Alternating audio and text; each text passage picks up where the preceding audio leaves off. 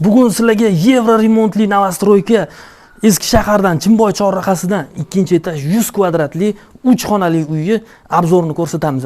Yuringlar sizlar bilan uy ichlarini ko'rib chiqamiz. Ha, aytgancha 3 xonali deysiz-ku, agar hozir videoda ko'rganda adashib qolishingiz mumkin. Hamma eshikdan kirganingizda mana shunaqa kattagina chiroyli keng hol kutib oladi.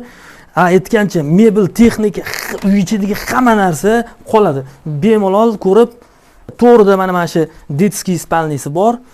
Bu yoq tarafga o'tganingizda, bu yoqda yana bitta детский spalnilari bor. Ko'rib turganingizda детский spalnilar ham kengina, chiroyli. Bunaqa kvartira bilasizlar, uncha-muncha joyda yo'q. Novostroyka hamma xonalari keng holatda qurilgan. Ha, aytgancha bu joyimiz 100 kvadratli bo'ladi. Hamma remontlari, boshqa mebel texnikalari did bilan qilingan. Ko'rishingiz mumkin, kattalar yotoqxonasi ham chiroyli holatda remont qilingan. Spalnidan shunday chiqqaningizda, yonginasida ayollarimiz sevadigan oshxona. Oshxonani ko'ryapsizmi? Qanaqa chiroyli qilib remont qilingan.